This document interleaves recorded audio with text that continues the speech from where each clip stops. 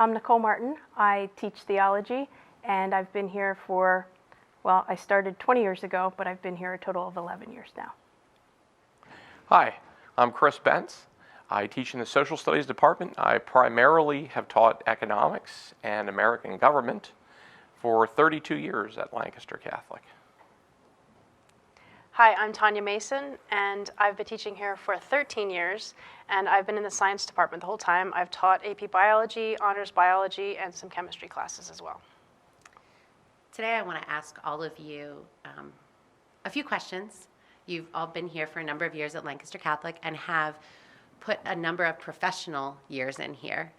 So I wanted just to know if we can kind of go around and chat about why you choose to spend your professional time and some of you your careers so far teaching here at Lancaster Catholic. Mr. Bentz, can we start with you actually? We surely can. Although I've been at Lancaster Catholic for 32 years, I've actually been in a Catholic school for 48 years of the 54 that I've graced this earth with my presence. I went to Catholic grade school in Lebanon, Old St. Mary's. I graduated from Lebanon Catholic. I attended LaSalle University in Philadelphia, which is a Catholic college. So reality is Catholic education has been very rewarding for me as a student, and has been extremely rewarding for me as a teacher. And quite frankly, it's all I know, and I'm perfectly happy with that. My family came to Lancaster when my oldest sister was starting as a freshman here. And I knew then, 12 years later, I'd be coming here. And then to start teaching, 6 years after that, I've been here my whole career as a theology teacher. This is home, it's community, it's family. There's so many great relationships that happen within these halls that you don't even anticipate is going to happen until you look back and see the various people who have graced your life along all the way. I would say that I have, in the 13 years that I've been here, I had not taught at a Catholic school before, and I don't have a Catholic background, but just the blessing of being able to share your faith in the classroom and being able to bring in the science and not having to feel like there's some sort of conflict between those two things. That's what I treasure the most. I also appreciate the kind of students that we have here. They're the kind of kids that I would want my kids to grow up to be, and they're the kind of kids I like hanging out with every day. So those are my best reasons for enjoying being here. Well, that actually led me to a question I was going to ask is, how do you feel the students at Catholic High are different than maybe, I know many of you haven't been other places, but what do you think is different about the kids that come here to Catholic? And what's different about your classroom than, you have many friends, I'm sure, who are educators, and what do you think is different about Catholic High? Just hearing what the kids say, they always talk about how nice everybody is, welcoming. It's always what you hear from freshmen. I teach mostly freshmen, and you'll always hear, everybody's so nice here. Everybody cares. Teachers say hi to you. So we're involved in just the everyday of everybody's life, just to say hi. So, Mr. Bentz, what do you feel is different about the kids here at Catholic High? Well, first I'd like to remark two things that Nicole said I think are really important that sets Catholic High apart. I think for kids and for faculty. She mentioned something about being home. This place feels like home when you're here over a period of time, and I think you feel that way, students feel that way, faculty feel that way as a consequence of relationships. For me, I think I know that's the most important aspect of, I believe, what sets not only our kids apart, but our faculty apart. There is a sense of family. There is a sense of unity. A lot of that is cloaked or wrapped in faith, and not just Catholicism, but wrapped in faith and a belief. And I also believe that all of us have a sense of we're called for something greater than just academics and GPAs and things of that nature. A lot of kids are competitive in terms of academics or in terms of athletics, but there's just something different. You can attempt to describe it, but you really sense it, you really feel it, you really live it. And I go ahead and just kind of pulling off what they said, I think kids have said that they feel that have come from other schools and they've come into our school and said just how it feels like being nice to each other. I've had people say they'd never seen girls and guys be able to interact with each other in a way that they can be friends without thinking, oh, this is going to be my boyfriend, this is my girlfriend. They can literally just be friends with each other like people. And they think that's a huge thing. We start class with prayer. They're sharing prayer concerns with about things that are happening in their lives. So you kind of get the feeling that they're praying for each other. That actually adds to a great sense of family as well. So. Nicole, I'm going to single you out. You actually are a parent of a student here currently, and you're an alum, as is your husband. What kind of sense of pride do you take in the fact that you're here teaching other people's children, but you guys are making that investment to have your children be educated here like you were? Yeah, How does that make you feel? Super cool. Yes, Joseph has just, our son, has come alive here with so many different opportunities. You know, I, as we were talking earlier, played sports and I couldn't carry a note if I had a wagon. But Joseph, he's in band, he's in drama, he does all the musical avenues and has really found his niche and has found his tribe, you know, just how I felt comfortable on the court and field, so does our son Joseph. And just really, it's a transition and it takes time, and you see that with other students, but it's really neat to see your own child grow and develop into who God dreamt them to be. So yeah, we couldn't be more thrilled. I love seeing him on the morning show. Oh my goodness, so good. Thank you. Mr. Bentz, I'm going to put you on the spot. I was recently told that you developed a class as part of the curriculum here. You felt there was a void in students knowing some common life skills and things about how to be an adult and how to function in the real world. And maybe I'm paraphrasing what you've done. I am paraphrasing, but maybe I'm dumbing it down, and I apologize for that. But you created a class because you saw a void in something. Our students were leaving and didn't have something in their toolbox to help them be successful. We talk about holistic education here. Can you tell me a little bit about what you added to the curriculum to kind of help round out something that you saw was a need here for Catholic High? Sure, yeah. We, not everyone is necessarily cut out for a traditional four-year college right away after leaving Catholic High.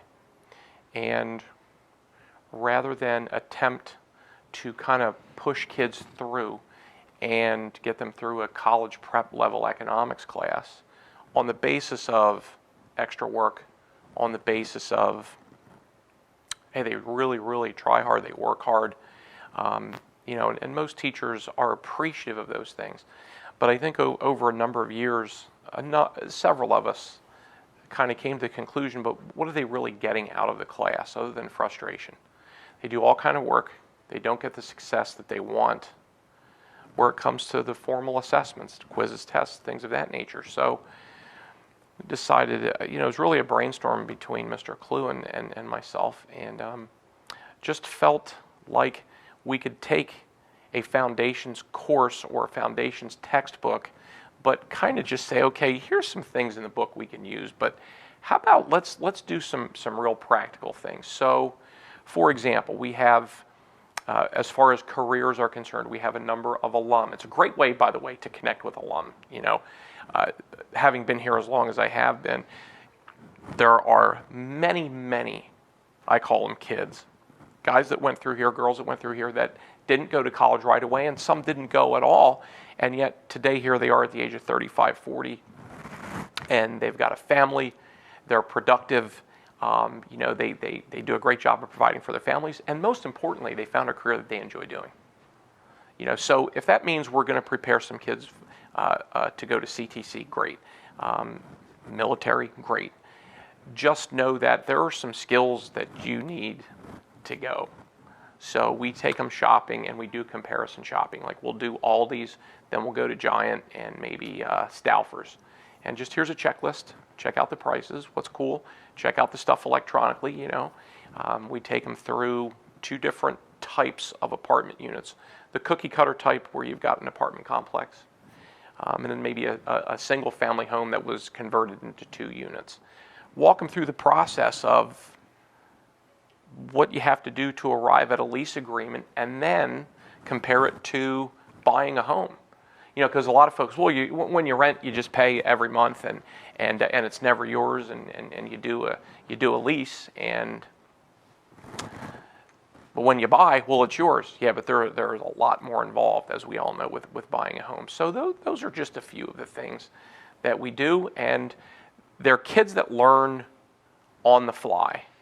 They need to be up and out of the seat. They struggle, a lot of them, in a conventional classroom setting. You know, that's really one of the challenges that we face right now in light of COVID and everything else.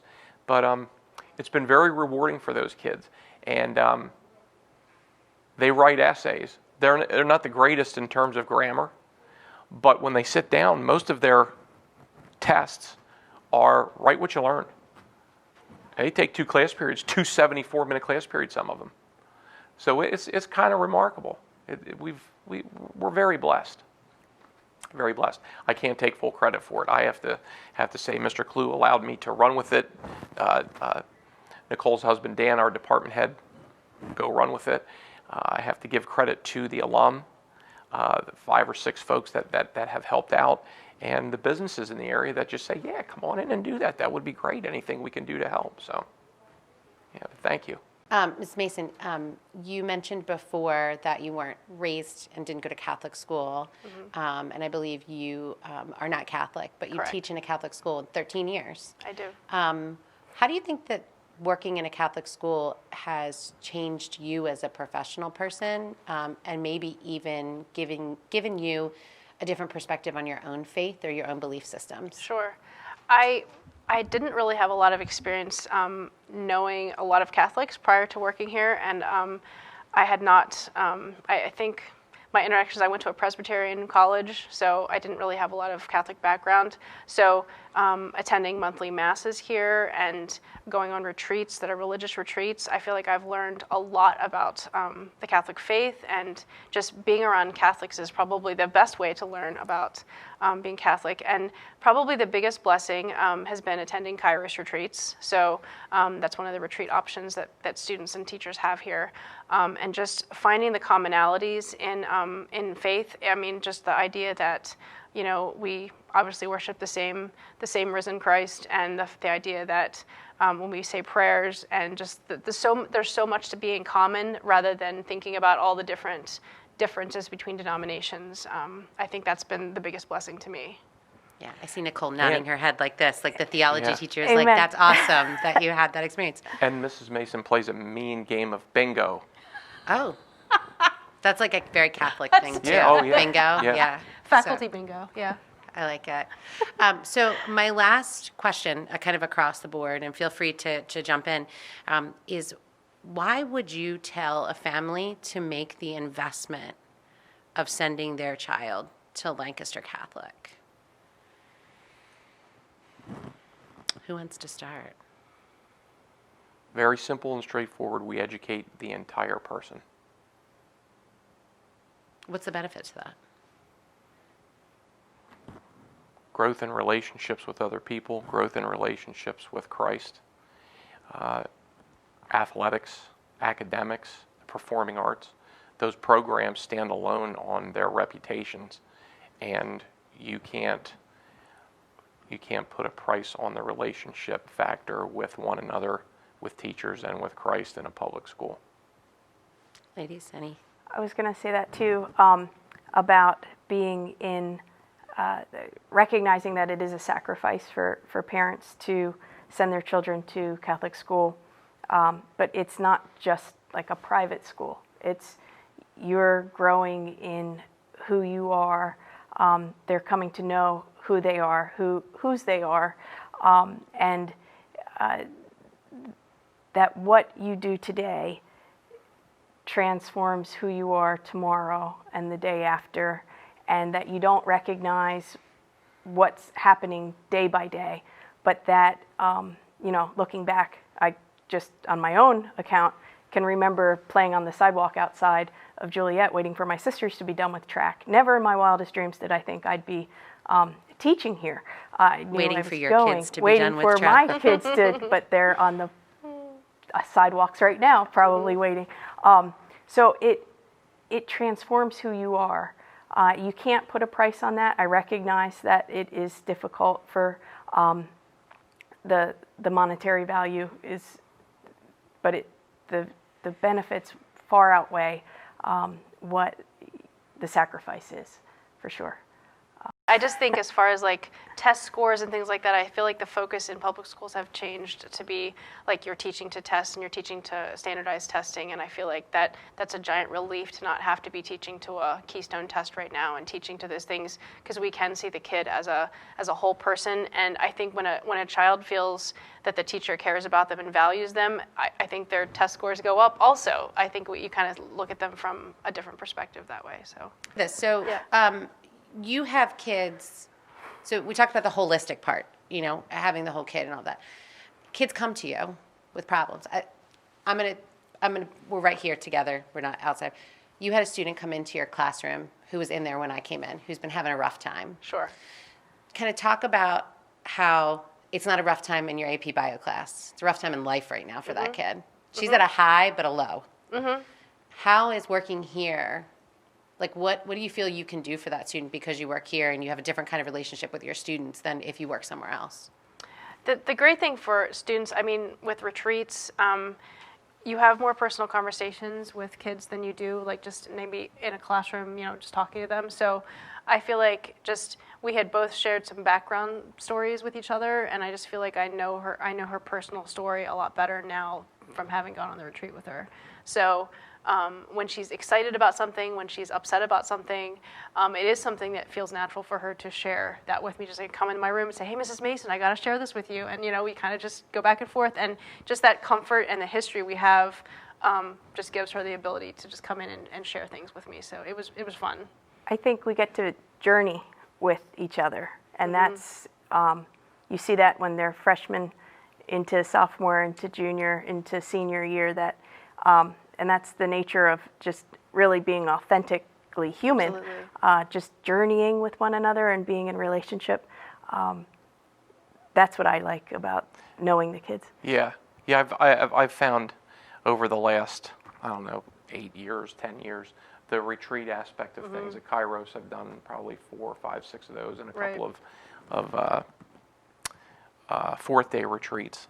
That's really an opportunity to kind of peel the skin back and have an opportunity to just sit and talk about whatever. Again, when I couple the athletic component of being involved with football and basketball here for a number of years, and as you alluded to earlier, the true payment that you receive is the gratification of relationships.